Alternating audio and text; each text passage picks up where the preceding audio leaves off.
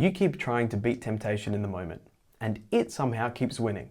Not because you're weak, it's because you're showing up to a fight your brain already lost before you even got there. By the time you're standing in front of that open fridge at midnight, or your phone is already in your hand with that website open you know you shouldn't be looking at, or you're 3 seconds away from saying yes to the very thing you told yourself you wouldn't, your brain's decision-making system is already running on empty. And the part of your brain that wants to give in, it's just getting started.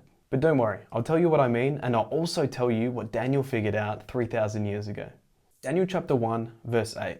We read that Daniel resolved that he would not defile himself with the king's food. That word resolved in Hebrew is shim. It doesn't mean gritting your teeth and trying to white knuckle through it. It literally means to place, to set, or to establish in the heart. Other translations also say determined, purposed in his heart, or closer to the original word, set upon his heart. He made up his mind. Daniel didn't decide when the food showed up. He decided before he even walked into the room, before he could even smell it, and that matters more than it sounds. Your brain has 2 systems running at the same time, and they are not equal under pressure. The first one is the limbic system. It's the part of your brain that runs on autopilot. It doesn't reason, it doesn't weigh out the consequences, it just fires. I want this right now. It's fast, it's effortless, and it doesn't get tired. The second one is the prefrontal cortex, the PFC. It sits right here, just behind your forehead. Think of it as the CEO of your brain. It's the part that pumps the brakes, looks at your values, weighs the long-term costs, and can override impulses to make reasonable decisions. But here's the thing about the CEO. It runs on fuel.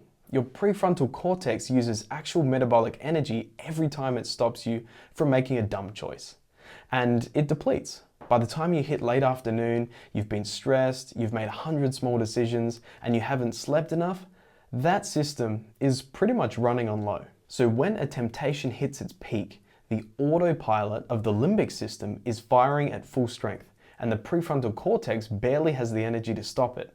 Don't worry, that's not a character flaw, that's just biology. So the answer isn't to fight harder in that moment. The answer is actually not to be in that fight at all.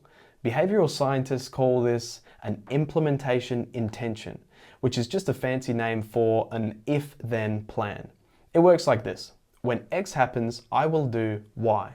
That's it. You pre-decide your response before the situation ever arrives. Think of it like your GPS. You don't wait until you're already driving in peak traffic to figure out where you're going. You program the best route in before you leave the driveway, because once you're in the middle of it, you don't have the space to think clearly. Same thing here. When a craving hits, your flesh turns into a skilled negotiator. It will find every logical sounding reason to let this one slide. Just this once. It's only small. It doesn't really count. But if your response is already decided, that negotiation window doesn't even open. There's nothing to negotiate. You've already placed the decision in your heart. You're not deciding. You're executing something you've already resolved to do. That's the pattern Daniel gives us. Not toughing it out at the edge of a cliff, but moving the actual decision much earlier to a moment where you can easily make the right decision before any cravings are even involved. A resolution made when a craving is not present is far more manageable than trying to apply willpower when it's screaming at you. Now here's something worth thinking about. We usually think about this for breaking bad habits. Don't eat that, don't open the app, don't say yes to that. But what if we ran that same logic in another direction? What if you used an if-then plan to force yourself into doing things you already know you should do? Reading your Bible, getting up when your alarm goes off, working out, before the moment to act arrives and the negotiation starts.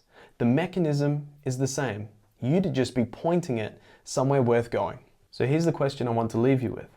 What is one decision you keep remaking every day that you could just make once, right now, before the moment even arrives?